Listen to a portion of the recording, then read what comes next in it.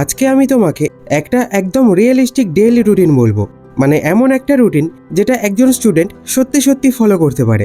এখানে এমন কিছু থাকবে না যে ভোর 5টায় উঠতে হবে, 8 থেকে 10 ঘন্টা পড়তে হবে, বন্ধুরা থাকবে না, ফোন থাকবে না, এরকম অবাস্তব কিছু না। কারণ তুমিই বলো তো, সকাল থেকে স্কুল, টিউশন, কোচিং এত কিছু ম্যানেজ করার পর যদি কেউ বলে দিনে 10 ঘন্টা পড়ো, তাহলে সেটা হয়তো শুনতেই ভালো লাগে, কিন্তু বাস্তবে কি করা যায়?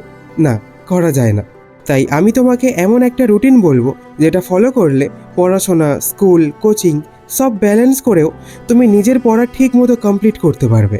তবে একটাই অনুরোধ, ভিডিওটা একটুও স্কিপ না করে একদম শেষ পর্যন্ত দেখো, কারণ অন্য ভিডিওর মতো এই ভিডিও অত লম্বা নয়, খুবই শর্টকাটে সব কিছু বোঝাতে চলেছি। আর কমেন্ট করো তুমি ডেলি কত ঘন্টা পড়াশোনা করো। তো চলো শুরু করি সকাল থেকে। দেখো, তোমার চেষ্টা থাকবে সকাল 6টার মধ্যে উঠে যাওয়ার। যদি 6টায় না ওঠো, 6:15 ঠিক আছে, কিন্তু খুব বেশি লেট করো না। কারণ তুমি যত লেট উঠবে তোমার সকালটা তত তাড়াহুড়োতে যাবে। আর আমি জানি এটা তোমার সাথে অনেকবার ঘটেছে। আরেকটা কথা, এটা আমি সিরিয়াসলি বলছি, ঘুম থেকে উঠে সোজা মোবাইল হাতে নিও না। অনেকের হ্যাবিট আছে ঘুম থেকে উঠেই WhatsApp, Facebook, Instagram, YouTube shorts খুলে বসে যায়। তারপর কি হবে? যা হবার তাই হয়। 10 মিনিট দেখতে গিয়ে 40 মিনিট চলে যায়। তখন মাথার মধ্যে একটা গিল্ট চলে আসে, তোর আজকেও লেট হয়ে গেল। তাই তুমি কি করবে? ঘুম থেকে উঠে আগে বিছানা থেকে উঠে পড়বে, তারপর জল খাবে, মুখ ধুয়ে নেবে, এতে শরীরটাও একটু অ্যাক্টিভ লাগে। তারপর 6:20 থেকে 6:30-এর মধ্যে পড়তে বসে যাও।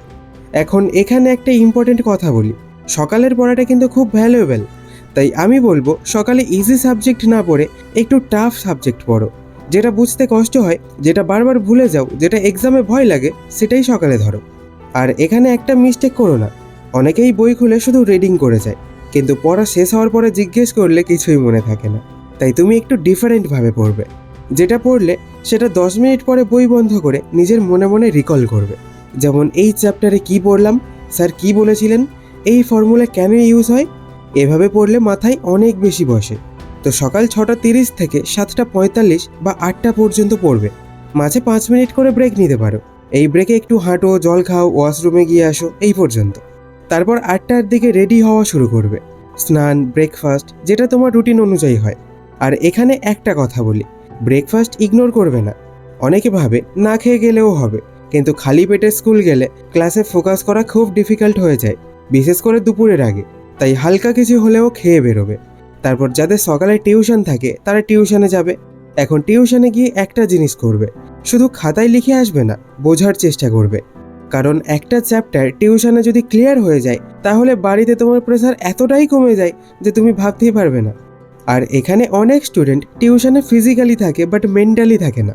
টিচার পড়াচ্ছে আর মাথার মধ্যে চলছে আজ বাড়ি গিয়ে কি খাবো, আজ আইপিএল ম্যাচ আছে, আজকে এই মুভি রিলিজ হবে। তো এভাবে গেলে টিউশনে গিয়ে লাভ নেই। তাই টিউশনে যতটা পসিবল মন দিয়ে থাকবে। তারপর টিউশন থেকে সোজা স্কুল। যদি তোমার 10:30টায় ক্লাস স্টার্ট হয়, তাহলে চেষ্টা করবে একটু আগে পৌঁছানোর। স্কুলে পৌঁছে বন্ধু বান্ধবীদের সাথে কথা বলবে, হাসবে, মজা করবে।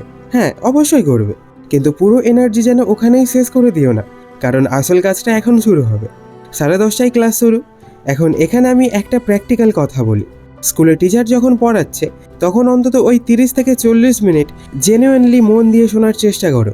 কারণ তুমিই ভাবো, পরে বাড়িতে ওই একই চ্যাপ্টার আবার বুঝতে বসতে গেলে ডাবল টাইম লাগে। তাই একটা হ্যাবিট তৈরি করতে পারো, টিচার ইম্পর্টেন্ট কিছু বললে পাশে ছোট করে নোট করে রাখো।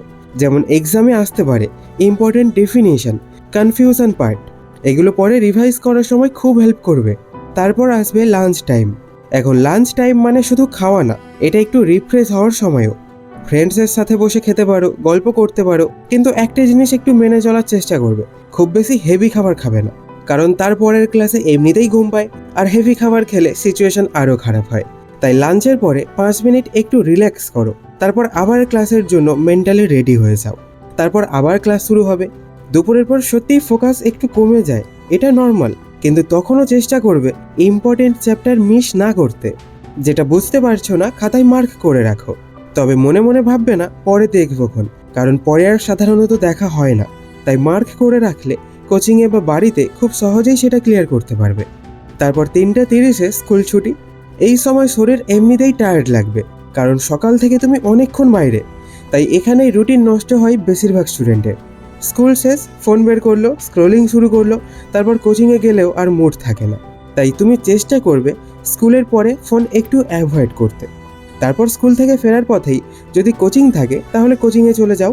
এখানেও একই কথা, কোচিংয়ে গিয়ে শুধু বসে থাকলে হবে না, যা পড়াচ্ছে সেটা ধরার চেষ্টা করবে, কারণ বাড়িতে গিয়ে আবার সব নতুন করে শুরু করলে প্রেসার ডাবল হয়ে যায়। আর হ্যাঁ, যদি স্কুলের কোনো চ্যাপ্টার ক্লিয়ার না হয়ে থাকে তাহলে সেটা কোচিংয়ের টিচারকে জিজ্ঞেস করতে পারো। এটা করতে মোটেও লজ্জা পাবে না, না বুঝে লজ্জা পেয়ে বসে থাকার থেকে জিজ্ঞেস করা বেটার। তারপর সন্ধ্যার দিকে বাড়ি ফিরবে। এখন বাড়ি ফিরেই একটা মিস্টেক অনেকে করে, ব্যাগ ছুঁড়ে বেডে শুয়ে ফোন নিয়ে নেয়। তাই আমি বারবার তোমাদেরকে বলি এটা কিন্তু খুব খারাপ একটা জিনিস, কারণ তুমি নিজেই দেখো টায়ার্ড অবস্থায় ব্রেন সবচেয়ে বেশি এন্টারটেনমেন্ট চায়, আর তখনই কিন্তু 5 মিনিট 1 ঘন্টা হয়ে যায়। তাই তুমি বাড়ি ফিরে আগে ফ্রেশ হয়ে নাও, তারপর চাইলে 15 থেকে 20 মিনিট কিংবা 30 থেকে 40 মিনিট রেস্ট নিতে পারো। আর এই রেস্টের মধ্যে কিছুটা সময় ফোন নিয়ে ঘাঁটতে পারো, কোনো প্রবলেম নেই, কারণ সকাল থেকে এমনিই বাইরে ছিলে। কিন্তু রেস্ট আর ডিস্ট্র্যাকশন এক না, এটা মাথায় রাখবে। তারপর সন্ধ্যা 7টা থেকে 7:30-এর দিকে পড়তে বসবে। এখন এই সেশনে কি করবে? আজ স্কুল আর কোচিংয়ে যা পড়ানো হয়েছে সেটা রিভাইজ করবে। হোমওয়ার্ক থাকলে কমপ্লিট করবে, যেটা বুঝতে পারোনি সেটা ক্লিয়ার করার চেষ্টা করবে। এখানে একটা রুল ফলো করতে পারো, একটানা 2 ঘন্টা বসে না থেকে 45 থেকে 50 মিনিট পরে 10 মিনিট ব্রেক নেবে, এতে মাথা কম দুর্বল লাগে। তারপর রাতের খাবার খেয়ে নেবে। তারপর রাত 9:30 থেকে 10টার দিকে আরেকবার হালকা স্টাডি সেশন রাখতে পারো। যদি রাখো তাহলে এখন নতুন চ্যাপ্টার না ধরাই ভালো।